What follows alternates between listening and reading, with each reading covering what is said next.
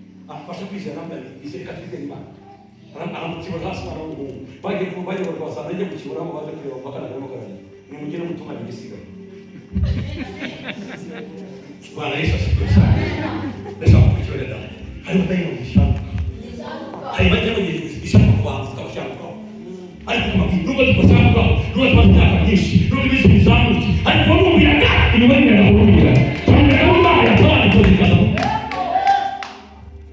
Biriya ngo muzatinye kumuyaga w'umuntu, uza kuzima kwawe. Imana yatinye kumuyaga w'umuntu. Uwo muyaga w'abatayibura, hari umuyaga usa. Abana bakabiyindi, abaje gukora bakabibizongwe. Ntagire uko yibukira cyangwa se ngo rwase akajya akagenda akabicyata. Wigisha nagaruka abana. Ukasanga kujya ku isi yose ntabwo kandi ukorera Imana ashaka. Hakeka babireba. Iyo ni yagiye ngo yawurenda ugahunga mama n'umunyinga uzi kwita ngo Yesu yarakangutse umujambo y'ababwiye bya mbere yabaje ngo muzagiza he no kwizera guke umva kangutse y'ababwiye ngo yabanje guca kuyaga abandi kuwucara batse muzashitsa hehe no kutizera kose ibintu muzi imbere yanyu ntabwo munamenya ko Imana ishoboye amina nimukavanga ibintu bya Kristo mubivanye n'amakuru ego abantu barahawe muri ibishobora kajya kureba habarangi ubwo niba ugiye gupfa noneho cyane niba ushaka ibintu bya Kristo hano kubiri uhamagara Imana y'Isirayeli ushinga udakuka ube musatani nkeneye guhangana nawe n'ubuguru bukomeye hejuru hari Imana y'Uruta uhangana n'ubuzima uwo muyaga uzasohoka yewe wenda nawe ugahunga abandi mu biriya ngo ntuhumurize ngo nigute ntuhumurize ntuhumurize abandi udahumurizwa agusaba kurahama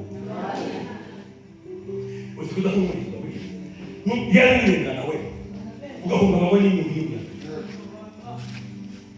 reka mubwire nta muntu uri hanze aho udafite umuyaga twese muri urusengero n'abandi badahari hajya hari umuyaga uza umuyaga uza reka mubwire ikintu gishobora umuyaga muri iki cyenda basaba Imana yonyine ngenda gusengana namwe hakajya umuyaga ucece ukabona ko wakecetse ntuzajya ukamenya ko Imana itabara abantu ufite amazina bose yazose n'ijuru nzazibabwira ejo ko nshaka gusenga ni nziza z'umunezero kandi sinzi impamvu nabonaga ngo naje akazi babwira cyitwaye nabonaga ngo naje ku musozi ari impamvu kandi itangiye kabaha nabonaga niho na Pastor Grace noneho ngo mbona nazaniye Grace ngo zayinyuki ngo muzanye inyangabo muri byo gusa Yesu ngo ndangije ngo muri Grace ngo yina reka tuyikane muri kanikane ngo ndakama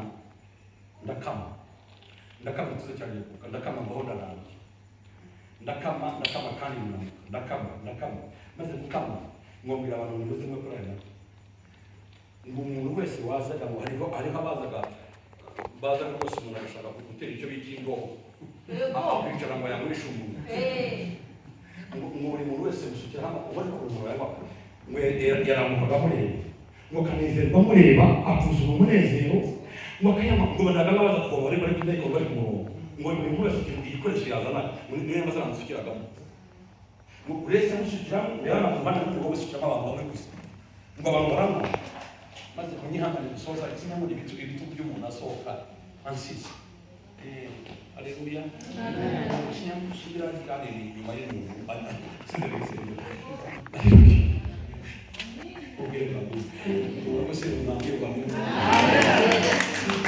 tugiye gusoza Bwana sifiwe sana mbona ngo amata mwanyoye ngo musozi ngo wandana amata ngo mutumira n'abandi baza kuza kuba amata yanze gushira ngo buri muntu wese abandi bakabidomora abandi batwara ubudomora abandi baranywa ngo baranywa hasiga umunezero amata ngo abana bakira bwaki haza umunezero mwinshi Bwana Yesu asifiwe.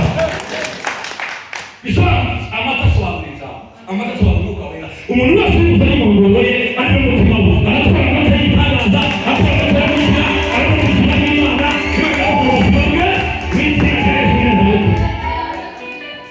Ndabasaba rero mutabimenyera. Mugende mubwire abantu muzane imitima yanyu zo mu ngo. Tubasukiremo amata. Uraza kwiyamo. Amata ni ikintu cyiza cyane.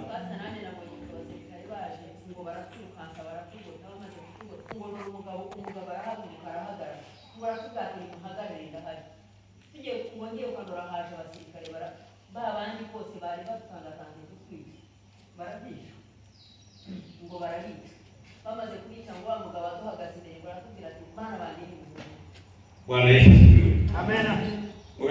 Ni muhungu. Hari n'isubiriye kurambara hamwe ukajya mugenda hejuru y'intumbi. Amen. Bwana Yesu asifiwe sana. Benda kumirwa mwiga. Yawe nawe usome. Soma sozi. Yawe bana. Ukaona ni muri yaga. Nuhu muri. Amabuye yawe. Nzatera hizi. Nzatera. Aha. Ifatiro zawe. Nzashingisha safiro. Aha. Yego. Abengerana. Yego. Nzashingisha amabuye anezeza. Ndasaba Imana ya Abrahamu na Isaka na kuyiterane. Imana zose zawe aho baba bafitanye ya kudariga Imana y'umushukuje. Kadiri Imana musaya, kadiri Imana ngaruho, kadiri Imana y'abakozi kadiri Imana y'abakozi. Ni muzira ya Yesu Nazareti.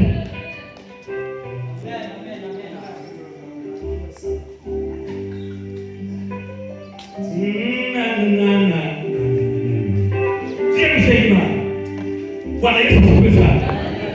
Bwana Yesu asifiwe. Yule Imana y'abantu barenga. Na Imana yikunda abantu barenga. Na yikunda abantu barenga. Nuko nibigeze kubeho mu byo mu Imana. Imana yikunda buhoro bona. Bose yabaye Imana ki.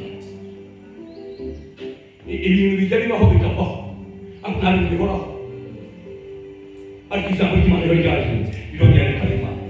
Rikashira ibintu bishya. Bikabona imbere y'ibintu bitari bihari. Ijambo rye rirarema. Ijambo ry'Imana rirarema. Ntabwo ari n'umwirese. Rivuze rirabikora. Rurema ritwazira rye. Ijambo rye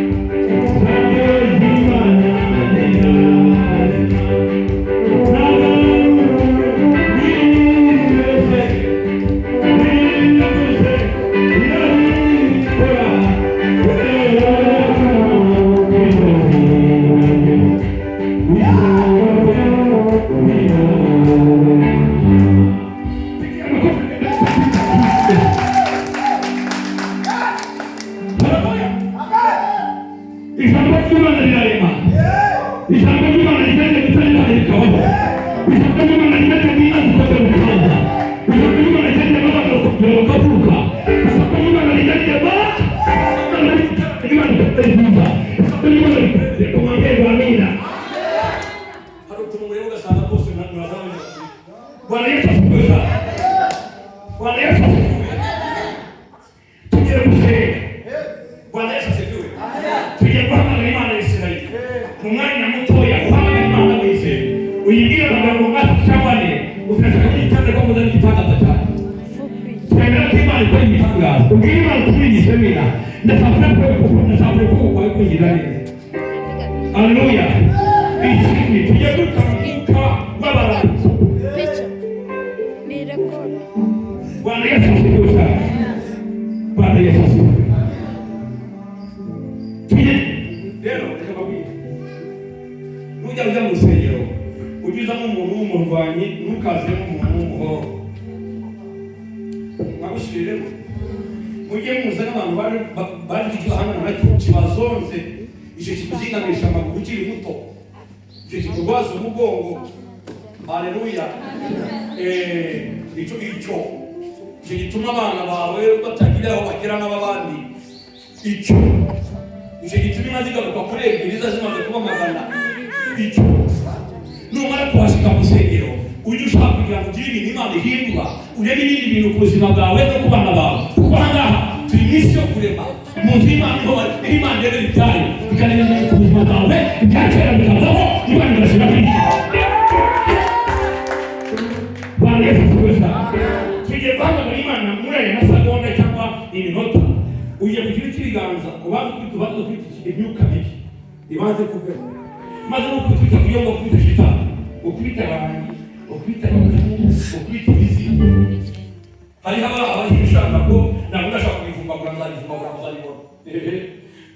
Kuko ndahaga ko turi kumwe kambarari kimwe kuzavumbagura hari ibintu mukareba. Hari abashakazwe, hari abana bafite ishangano, hari abatangiye bakatanga ibipfumbapfumu babo, imizi migahanga ibara riherera ugasanga hari abagiye bacwese n'amarangi byose mpamvu hamwe yibikana. Amina. Icyo Yesu azira. Bibiliya ngo Yesu yari n'abadahiri na Satani. Yesu akabicuba. Cyane igiterero kwa tumashi imirimo y'umwanzi. Imana kandi ku buzima bw'iki uza no mitero ufite amashuri. Amen. Imana ifuza.